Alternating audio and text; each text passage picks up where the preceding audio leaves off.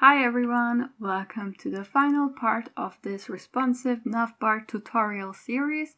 Today I will show you how to change the background color of the navigation when we scroll down. So let's get started. I will be using an intersection observer to achieve this. The area that I want to observe is the welcome section. So I will save this element in a variable.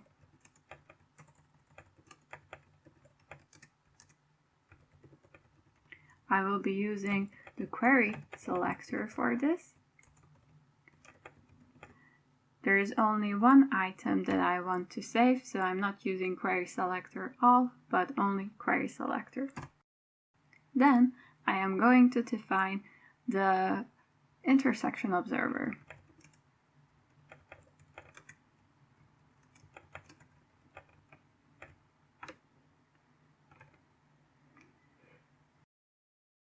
So this intersection observer takes a function and some options. I will define the options first, which takes an object, and the root will be left as null, the threshold will be 0, and then the root margin I will define as minus 250 pixels. So I will pass in a parameter called entries and also the observer itself. And I'm going to use an arrow function to create it. At the end of the function, I'm also adding a comma and then the options. Then I am going to use a for each loop on the entries. And I'm going to pass in entry and then define what should be executed for each. For the entry, I'm going to use an if statement to check if it is intersecting or not. I will begin by checking whether it's not intersecting. So if entry is intersecting, so this statement basically said, if the entry is not intersecting, do this. And what do I want to do in this case? If it's not intersecting, I want the background color of the header to change orange. So I will access the header with document, query selector again.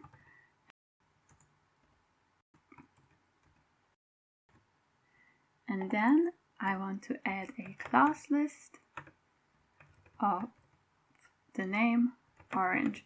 I will still need to define this, but I'll do that after we've finished with the JavaScript. So if the header is not intersecting with the welcome section, make the background orange. If it is intersecting, I want to remove the background.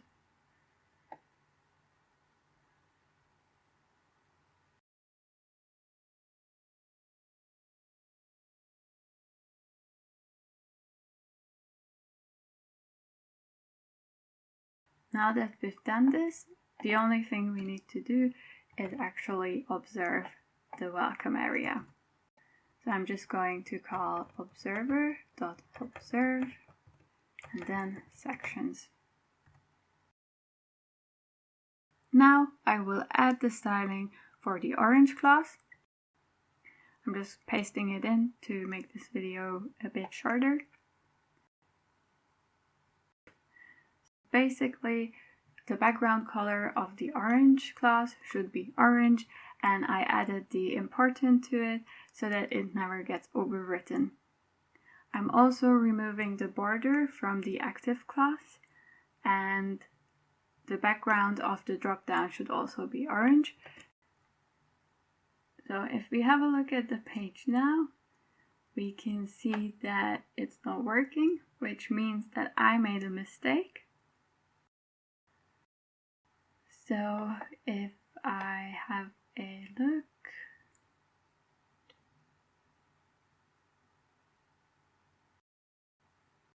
yes, I forgot the dot in front of welcome.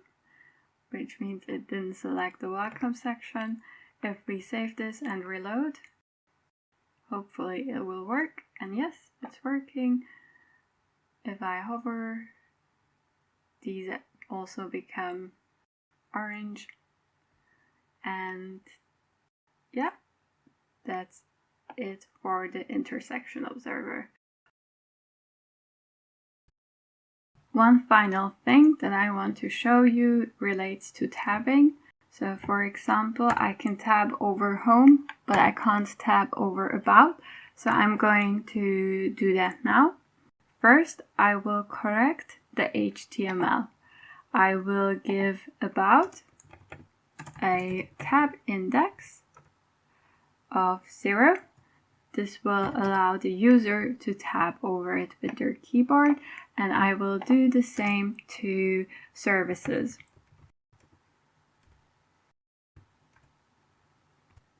Then I will head over to my JavaScript file and implement the rest.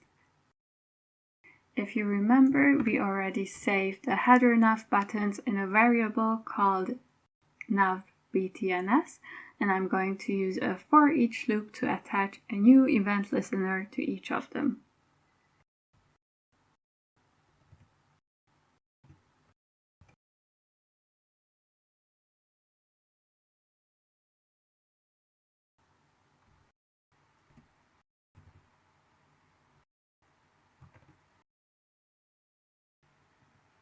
The event I want to listen to is called key up. So anytime a key is pressed to get onto that element, I want the following function to be executed. So I'll pass the event as a function argument, and then I want to check if the key that was pressed was the tab 1. I'm using an if statement for that.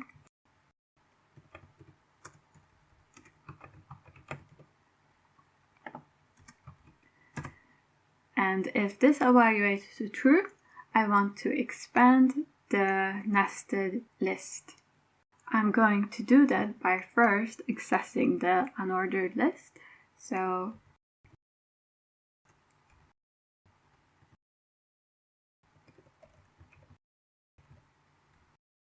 I'm using the same method I did before. And then I'm just going to add a class to it, and that one will be the show class.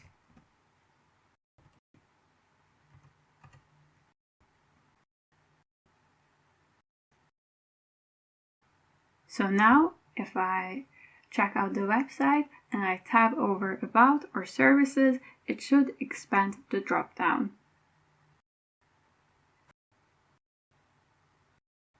Yes, and I can also tab over the sublinks.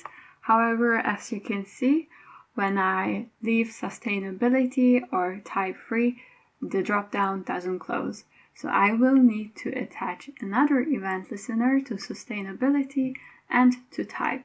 So I'll do that next. I will save the two links in a variable called const last links, and I will access them using document query selector all. I will use the CSS selector header nav nested list, and then I'll just access the last list item using li last of type.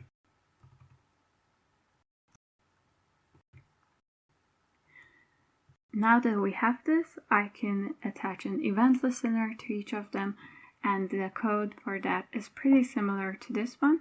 So I'm just going to copy and paste this code.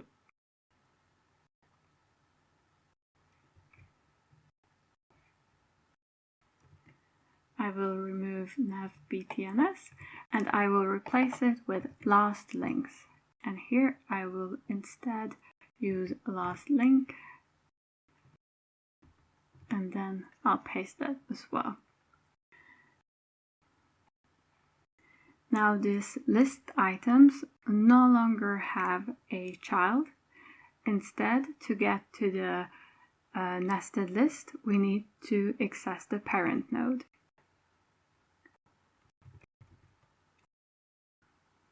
I can do this by using e.target.parentNode. Now the event will get triggered by the link, and the direct parent of the link is the list item. So in order to get to the UL, I need to chain another parent node. This will actually access the unordered list. Once I have this, I can then remove the class. If we have a look at it now, it should close the navigation.